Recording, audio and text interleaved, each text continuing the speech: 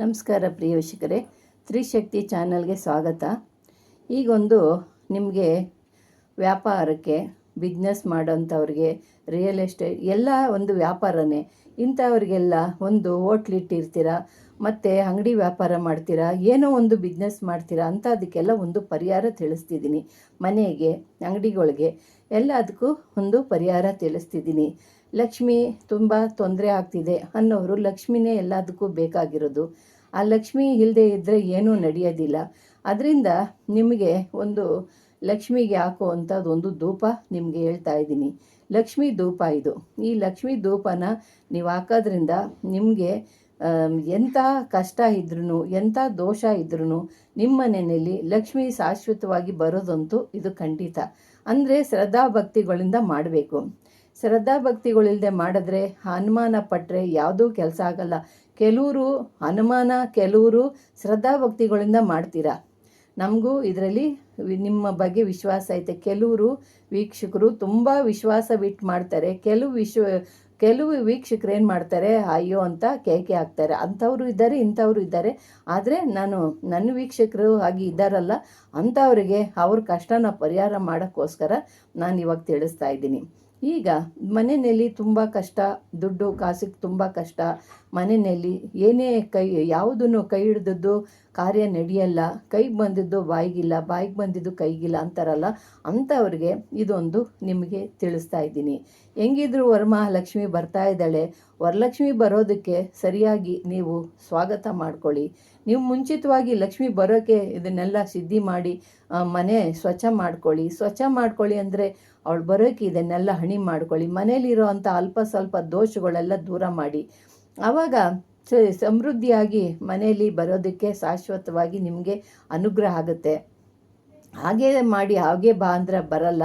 ಇನ್ನೂ ಸ್ವಲ್ಪ ಟೈಮ್ ಇದೆ. ಅದರೊಳಗೆ ನೀವು ಇದನ್ನೆಲ್ಲ ಸಿದ್ಧಿ ಮಾಡಿ ಸ್ವಚ್ಛ ಮಾಡ್ಕೊಳ್ಳಿ.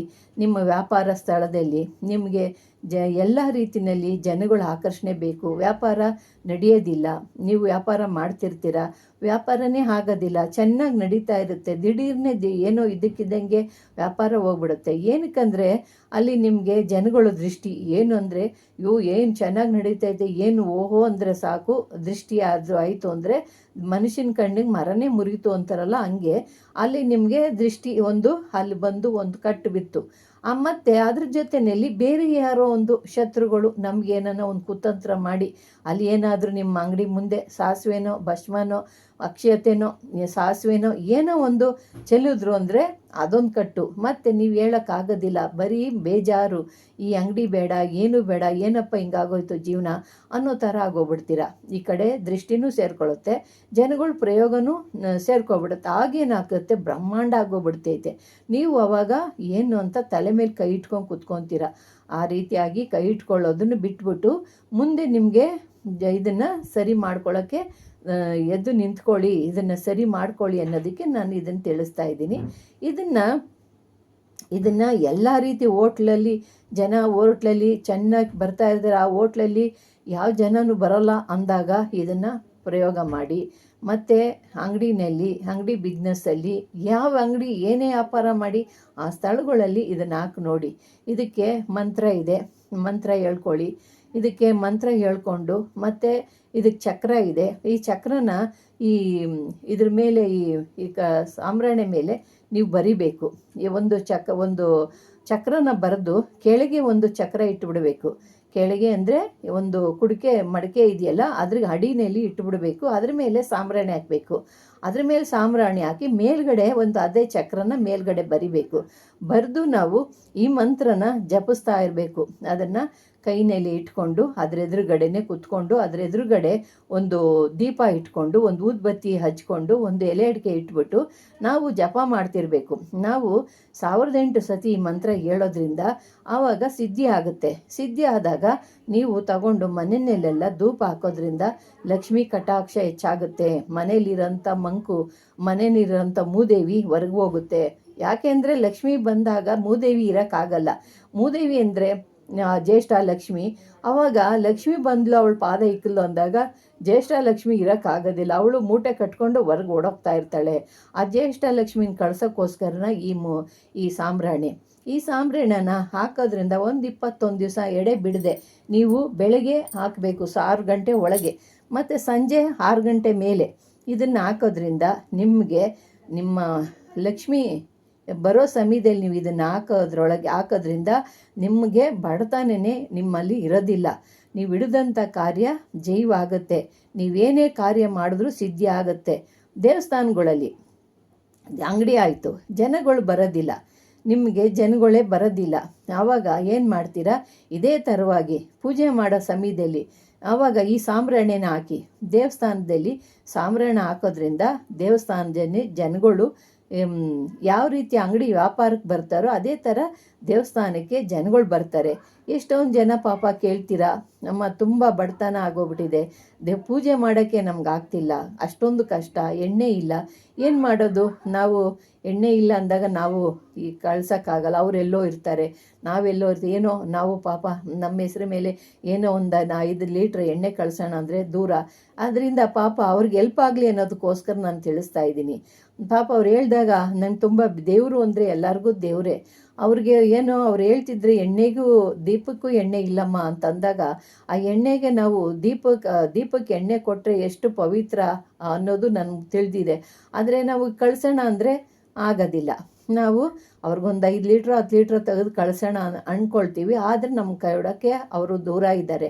ಅದರಿಂದ ನಾನು ಅವರು ಪರಿಹಾರ ಮಾಡ್ಕೊಳ್ಳಿ ಅನ್ನೋಕ್ಕೋಸ್ಕರ ಇದನ್ನು ತಿಳಿಸ್ತಿದ್ದೀನಿ.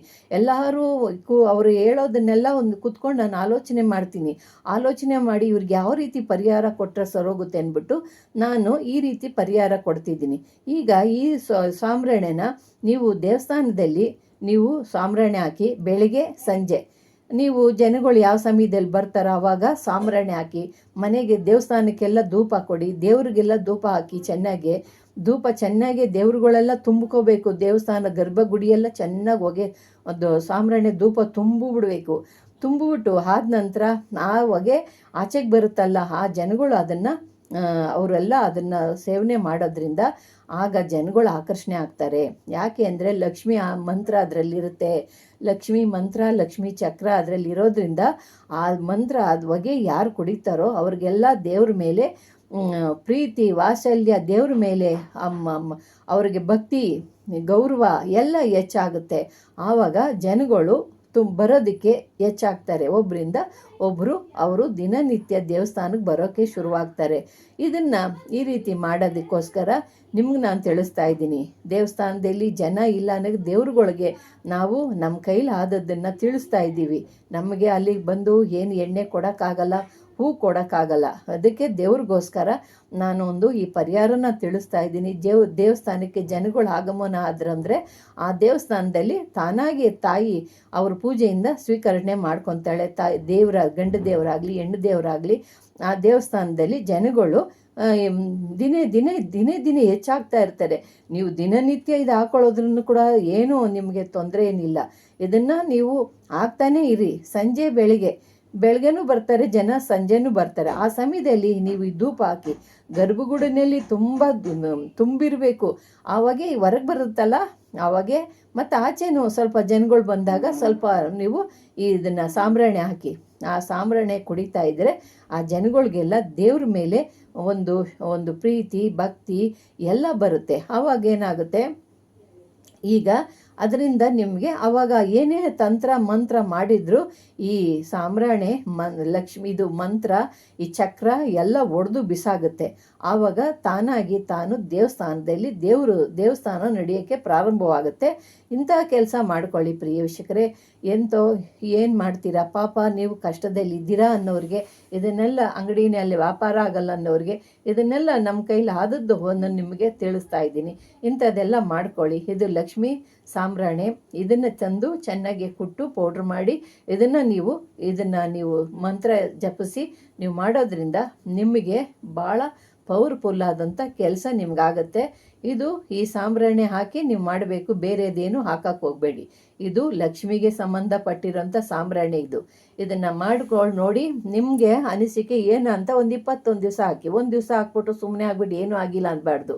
21 ದಿವಸ ನೀವು ಹಾಕಿ ನೋಡಿ, ಜನಗಳು ಹೆಂಗೆ ಬರ್ತಾರೆ, ಹೆಂಗೆ ನಿಮಗೆ ಜನಗಳು ಆಕರ್ಷಣೆ ಆಗುತ್ತೆ, ಹೆಂಗೆ ನಡೀತೈತೆ ಅನ್ನೋದು ನೋಡಿ. ಆಮೇಲೆ ನಿಮಗೆ ಅರ್ಥವಾಗುತ್ತೆ ಪ್ರಿಯ ವೀಕ್ಷಕರೇ. ಇಂಥವೆಲ್ಲ ನಿಮ್ಗೆ ಇನ್ನು ಮುಂದೆ ಇಂತಿಂಥವೆಲ್ಲ ನಿಮಗೆ ತಿಳಿಸ್ತಾ ಬರ್ತೀನಿ. ನಾವು ಎಲ್ಲ ಗ್ರಂಥದಲ್ಲೇ ಮುಚ್ಚಿಟ್ಬಿಟ್ರೆ ನಿಮಗೆ ತಿಳಿಯೋದು ಹೆಂಗೆ? ಆ ಗ್ರಂಥನೇ ಹಂಗೆ ಅದು ಇದಾಗೋಗ್ಬಿಡುತ್ತೆ. ಅದರಿಂದ ಇದೆಲ್ಲ ನಿಮ್ಗೊಂದೊಂದು ಪರಿಹಾರ ನಾನು ತಿಳಿಸ್ಕೊಂಡು ಬರ್ತೀನಿ. ಇನ್ನೂ ಹಲವಾರು ತಂತ್ರ ಮಂತ್ರಗಳಿದ್ದಾವೆ, ಅದೆಲ್ಲ ನಿಮಗೆ ತಿಳಿಸ್ತೀನಿ. ಮನೆಯಲ್ಲಿ ಸುಖ ಶಾಂತಿ ಎಲ್ಲ ಬರುತ್ತೆ. ಮನೆಯಲ್ಲಿ ಮಕ್ಕಳಿಗೆ ಓದೋವಂಥ ಮಕ್ಕಳಿಗೆ ಸರಸ್ವತಿ ಲಕ್ಷ್ಮಿ ಎಲ್ಲ ಒಲ್ದು ಅವ್ರನ್ನ ಆಶೀರ್ವಾದ ಅವ್ರಿಗೂ ಸಿಗುತ್ತೆ. ಎಲ್ಲರಿಗೂ ಒಳ್ಳೆಯದಾಗುತ್ತೆ. ಇದು ಯಾರಿಗೂ ಕೆಟ್ಟದು ಅಂತ ಹೇಳೋಕ್ಕಾಗಲ್ಲ, ಎಲ್ಲರಿಗೂ ಒಳ್ಳೆಯದಾಗುತ್ತೆ. ಇದನ್ನು ಮಾಡ್ಕೊಂಡು ನೋಡಿ. ನನಗೆ ಮುಂದೆ ಇದನ್ನು ನೋಡ್ಕೊಂಡಾದ್ಮೇಲೆ ನಾನು ತಿಳಿಸಿ ಪ್ರಿಯ ವೀಕ್ಷಕರೇ. ಇದರಿಂದ ತುಂಬ ವಿಶೇಷವಾದಂಥ ಫಲ ಪ್ರಾಪ್ತಿ ಆಗುತ್ತೆ. ಇದನ್ನು ಮಾಡ್ಕೊಳ್ಳಿ, ನಿಮ್ಗೆ ಒಳ್ಳೆಯದಾಗುತ್ತೆ ಪ್ರಿಯ ವೀಕ್ಷಕರೇ. ಇಷ್ಟವಾದರೆ ಲೈಕ್ ಮಾಡಿ, ಶೇರ್ ಮಾಡಿ, ಸಬ್ಸ್ಕ್ರೈಬ್ ಮಾಡಿ. ಈ ಮಂತ್ರನ ನೀವು 1008 ಸತಿ ಮಂತ್ರ ಹೇಳಬೇಕು. ಈ ಮಂತ್ರ ಹೇಳಿದ್ರೇ ನಿಮಗೆ ಇದು ಸಿದ್ಧಿ ಆಗೋದು. ಮಂತ್ರ ಹೇಳಾದ್ಮೇಲೆ ನೀವು ಇದು ಒಂದು ದೀಪ, ಒಂದು ತಾಂಬೂಲ, ಎಲೆ ಅಡಿಕೆ, ಒಂದು ಊದ್ಬತ್ತಿ ಸುಗಂಧವಾಗಿ ಇಟ್ಕೊಂಡು ಪೂಜೆ ಇದನ್ನು ಮಂತ್ರ ಜಪ ಮಾಡಿ ಪ್ರಿಯ ವೀಕ್ಷಕರೇ. ಇಷ್ಟವಾದರೆ ಲೈಕ್ ಮಾಡಿ, ಶೇರ್ ಮಾಡಿ, ಸಬ್ಸ್ಕ್ರೈಬ್ ಮಾಡಿ. ನಮಸ್ಕಾರ.